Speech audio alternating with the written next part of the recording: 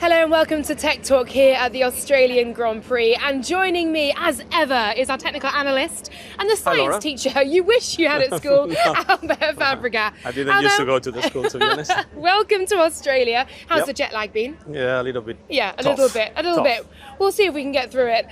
We're talking about wet weather tyres today, and importantly the spray that comes off them. I'm sure we've all driven down the motorway in pouring rain, in horrible conditions, and the spray from the vehicle in front, no matter how close you are following, makes visibility pretty much non-existent. It's frightening enough for us, but in a Formula One car, at that 300 must be per hour, horrendous. You see nothing, so it's very difficult for the drivers to race in that conditions. And we saw this in action in Japan last year, for example. That, I think, is where we saw that visibility was a real issue, but not just that, it was so dangerous, wasn't it? I mean, rightly so, the race was red flagged and delayed for a while. There's two factors on a rain-wet race, let's say. The first one is that when the tarmac is wet, the drivers lose a lot of grip on the steering, on the braking, on the traction. So that increases the, let's say, the danger, because obviously it's more slippery. And for that reason, the teams and drivers are using the extreme rain tires. It's not a matter of having an accident. It's a matter, if you have an accident, you lose the control of the car and you park the car in the middle of the race, of the circuit. The other cars are coming. They see nothing. Maybe the first one can see you, but the ones that are behind, and we saw, as you said, last year in Japan, this is a dangerous situation that F1 and FIA are working to improve, to try to improve the visibility on rain conditions.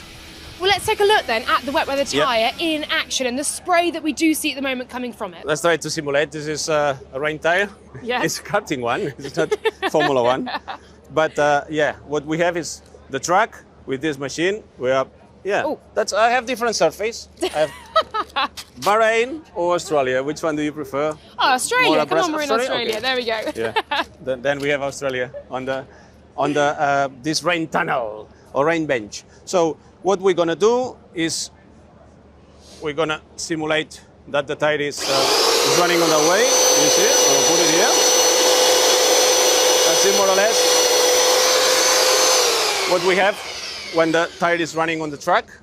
And now what we're gonna simulate, or try to simulate, don't do that at home, don't try it. It's massively different than what's going on the track, really. But we will try to have a little fun and see what's going on when it's raining. You are the rain woman here. I have the power. You have the power of the rain. And it has been raining here in Australia. We saw a very wet FP2. You don't have to sing. So just opening the tap, the rain is just coming. warming up my vocals out there. We will try to simulate the rain coming to the track. So opening the gate. Not yet. Oh, sorry. Not yet. So keen. You're going to kill the machine. You remember on Friday when the GPS went down? Yes. I was doing some tests with this machine. Me, was it? Be careful.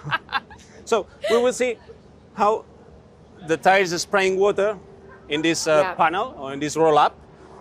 Imagine if there is a driver behind. So we will see that. I'll tell you why. Okay. So I will turn the machine on, and then when the tire is already running, you open the tap and close it in 3 seconds. We don't need to. I will let you win. I will shout because it's so noisy. Just a shower then. Yeah, not just a shower. downpour. Not a downpour. Okay. I'm ready. I will tell you one. Huh? Okay. Don't do it yet. Okay. Yeah, go for it. Full.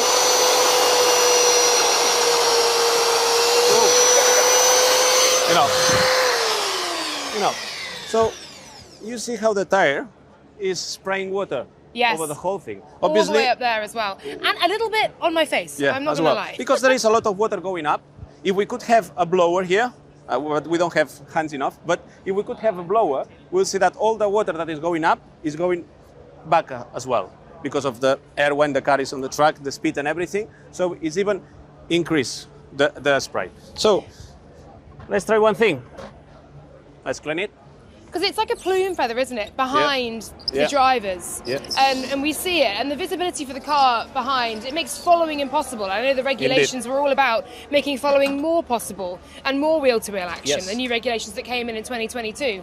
So what are the FIA doing then? This is what they have come up with. Wheel cover. I've built a wheel cover. I know that Formula One and FIA are working on a type of wheel cover like this. A little bit higher, a little bit wider, thinner. We don't know yet, but I've built this one. And what we have The Albert spec. Yeah, wheel cover. Albert spec. What we're gonna do is to fix it over the tire. Now, And I mean, this isn't something you can just pop on in a pit stop, is it? This is something that has to be set from the very start of an extreme wet race. Everyone is thinking that this is not something that you can plug and unplug in a pit stop. If it's dry and it's raining, the car's getting into the pit stop and plug and fit something like that. The race should need to be stopped, suspended, and then the cars can fit, or the teams can fit this kind of wheel covers on. Or if it's the race before the start is wet, is a wet race, they must fit these wheel covers on the cars to do the whole race. If it's drying, they need to keep this on the car. You cannot dismantle it very easy, as I'm doing here. It's not easy to do it. So I will let you put it together. Yeah. It's just 2 bolts. I hope that Formula One the spec is a little bit better than this. I was expecting a rudimentary spec, but brilliant nonetheless. As always, Albert, to see what you managed to bring to our Tech Talks. So the wheel cover is going on over the extreme wet tyre, and this is the one, of course, that Albert has created. It may not look exactly like this on an actual Formula One car in the future. The good thing on this is that you can move it. You could put it up and down. It's just a test. So I can, while it's running, I can find different positions. Okay. So we're going to do the same thing. I will start with the cover on the front, and we will see that it's doing nothing to the spray. And then I will move it backwards slowly to see where it starts covering and stopping the splash and the spray over the roll-up. So when would you like me to turn the tap on? This is the exciting bit for me. Yeah, it is not for me, because I'm so scared about this is going to blow up everything. But let's try again. Should we try? Are you ready? I'm ready. I'll tell you when, okay? Okay. Okay, so let's go 50 k's per hour on the truck. Okay.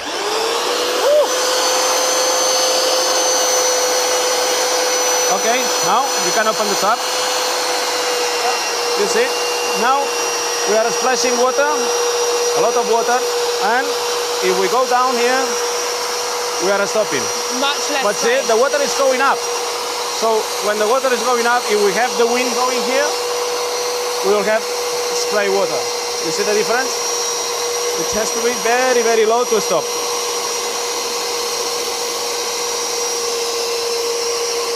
So it is good to see that if we put the wheel cover here, not much done. So we have to go very, very low to try to stop the spray coming out from the floor and from the tire. So this is a thing that I'm sure that Formula One and FIA are working on it, to have the right position and the right measures of these wheel covers to try to avoid as much spray as possible. And that's not the only issue with the spray, is it? It's That's not true. just the tyres. No. It is also the underside and the floor of the car as well. And I'm sure you remember what we did in Bahrain. I do, yeah. With sucking. As it were. The low pressure that is under the car. Exactly. So that low pressure is pushing the car down to the floor, but it's also sucking the water and is throwing. It has to go somewhere, right? Somewhere. So We have the diffuser that is creating a vertical expansion of the air, but if there is water, it's spraying water as well, and this is more difficult to work. well, let's take a look then at how the underside and the floor of the car also contributes to the spray in wet conditions. Yeah, that's a Ferrari, that's Carlos Sainz, and we know that this new car has a big expansion area with a diffuser. So as we were saying before, in Bahrain we show that it sucks the tarmac and it sucks the water if there's water. So you want to show, or you want to see how the diffuser is affecting the spray on a water condition and rain conditions? Let's see. We have our sprayer that is spraying water. It's nothing toxic yet. So, and I will try to blow this air under the car, and you would see that it's creating a vertical expansion on this. So if there is air, it's no problem. We are creating downforce under the car, but obviously if there is water, we are spraying water. Let's try what it happens and see if we can see that. Wow. You see? Yeah, you see the water. That the expansion of the diffuser is creating this spray that if there is a car behind, is lost, because obviously that expansion is increasing the spray. And the bad thing on this, I say bad because it's difficult to improve. If we try to limit that spraying, we are limiting the performance of the diffuser, and we are limiting the downforce of the car, and then that's dangerous. it's becoming dangerous. So Yes. that's the very tricky thing that I don't know if there is any solution on that. So you're saying wheel covers, yes, We on could manage. We could improve Yep. the spray. We could Front and rear. decrease. Yeah, both. wheel covers will Four. exactly will Yeah.